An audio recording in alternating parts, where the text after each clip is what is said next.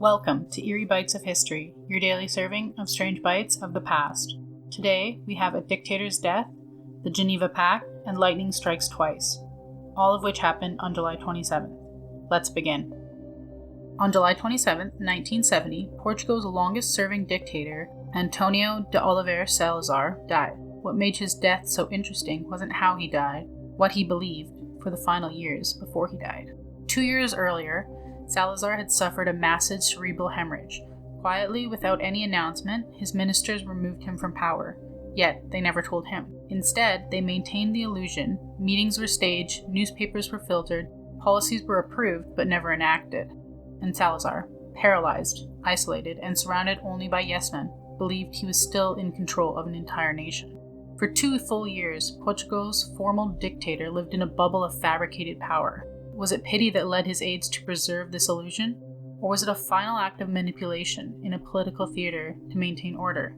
Either way, it's a haunting reminder of how fragile reality can become when surrounded by those who are too afraid to speak the truth.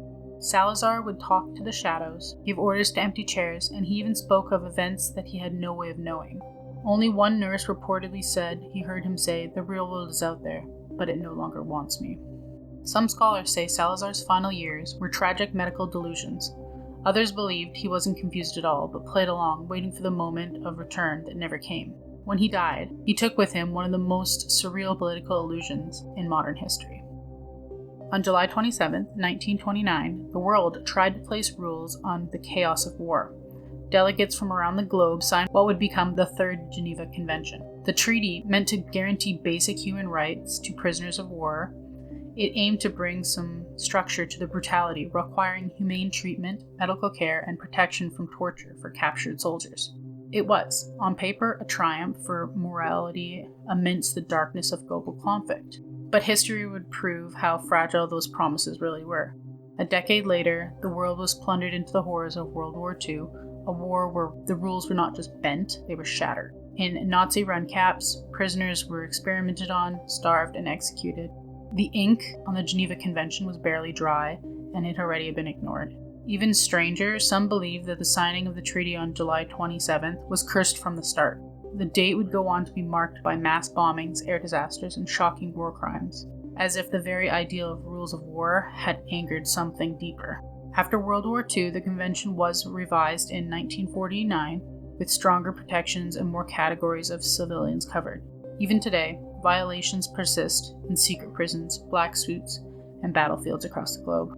It remains the haunting question: can war ever truly be bound by law? On July 27, 1977, the skies above Nebraska were deceptively calm, until a sudden bolt of lightning tore through the air and struck a man, Edwin Plummer, for the second time in his life. He had been standing in his yard holding a metal rake when it happened. Witnesses say that he was thrown several feet into the air, and the explosion was so loud it cracked windows nearby, but somehow he survived. The truly bizarre part, Edwin already had been struck by lightning once before, in the exact same field, just years earlier.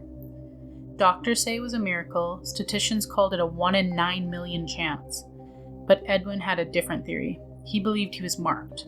After the second strike, Plummer claimed he began to hear faint crackling sounds before storms, even when the skies were clear. He reported flickering lights as he entered rooms and said animals started avoiding him, even his dog.